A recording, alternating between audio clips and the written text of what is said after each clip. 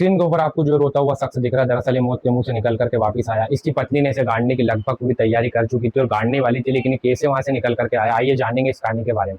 दरअसल दोस्तों, महाराष्ट्र के बारामती में इंद्रप्रस्थ सोसाइटी में प्रवीण प्रकाश जगदप और उनकी एक बूढ़ी माँ और उनकी पत्नी शर्मिला प्रकाश जगदप वहां पे रहते थे। दोस्तों, इन पति पत्नी के भी शायद दिन झगड़े होते रहते थे। उनके जो बच्चे थे ये शर्मिला के मायके यानी कि उनके नाना नानी के घर पे रहते थे और यहाँ पर प्रवीण, शर्मिला और उनकी एक बूढ़ी माँ रहा करती थी।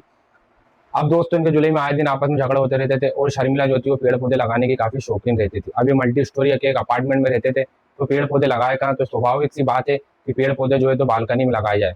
शर्मिला जो रहती है अपने पति प्रवीण से बोलती है कि बालकनी के अंदर एक अपन सेल्फ बना लेते हैं, यहाँ पे पेड़ पौधे वगैरह में लगाऊंगी। तो प्रवीण जो रहता है बोलता हाँ ठीक है बना लो, उसमें क्या है।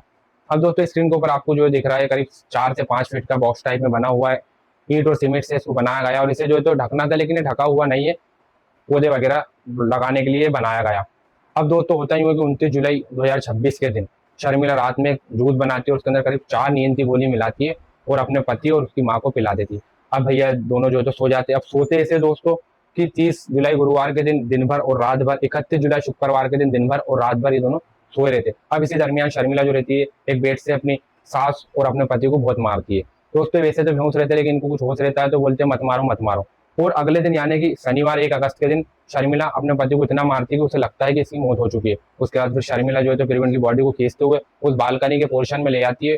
यहाँ इन्होंने पेड़ पौधे के लिए वो बॉक्स बनाकर उसके अंदर जो है तो इसे डाल देती है प्रवीण को, और उसके बाद उसके ऊपर गद्दे, तकिए और रजाई वगैरह रख देती है। और दोस्तों, वहाँ पे फर्सी का सेल्फ रखा हुआ रहता है, उसे अपने हाथ से उठा करके उसके ऊपर रख देती है। उसके बाद फिर जो है तो ये बुलाती है राजमिस्त्री को। करीब दोपहर में 1:30 बजे राजमिस्त्री आता है और उसे कहती है कि इसे चारों तरफ से तुम पैक कर दो। राजमिस्त्री जो रहता है वो फर्शी को जो है तो उठा करके सही करने लगता है, तो शर्मिला जो रहती है वो बोलती है अरे भैया ये क्या कर रहे हो।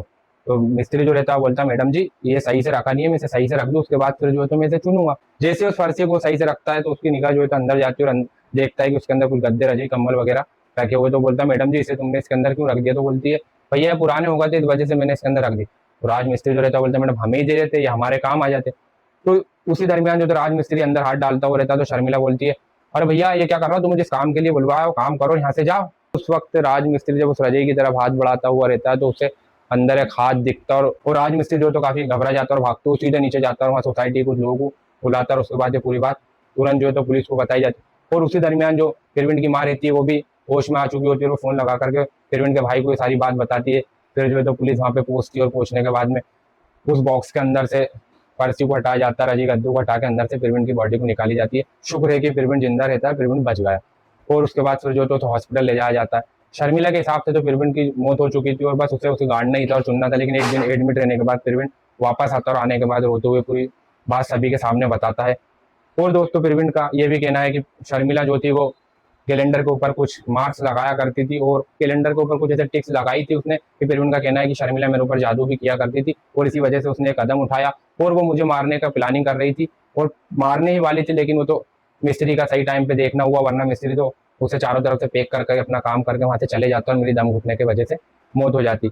और उसके बाद फिर पूरा परिवार मिलकर 4 अगस्त के दिन जाता और इसकी पत्नी के बारे में एफआईआर दर्ज कराता। और दोस्तों, प्रवीण का ये भी कहना है कि जिस वक्त हम बेहोश थे उस समय हमें इतना होश है कि शर्मिला हमें बेड से जिस वक्त मारी थी उस समय उसके साथ कोई और मौजूद था जो हमें शर्मिला के साथ वो भी हमें मार रहा था। तो पुलिस इस बारे में भी तहकीकात कर रही है। और दोस्तों, ये महाराष्ट्र से सारा मामला हमारे सभी के सामने आता है। तो क्या है आपका कहना है इस पत्नी के बारे में, कमेंट्स करके जरूर बताएं और ऐसी स्टोरी, ऐसी इन्फॉर्मेशन जानने के लिए मेरे पेज और मेरे चैनल को सब्सक्राइब जरूर करें। शुक्रिया।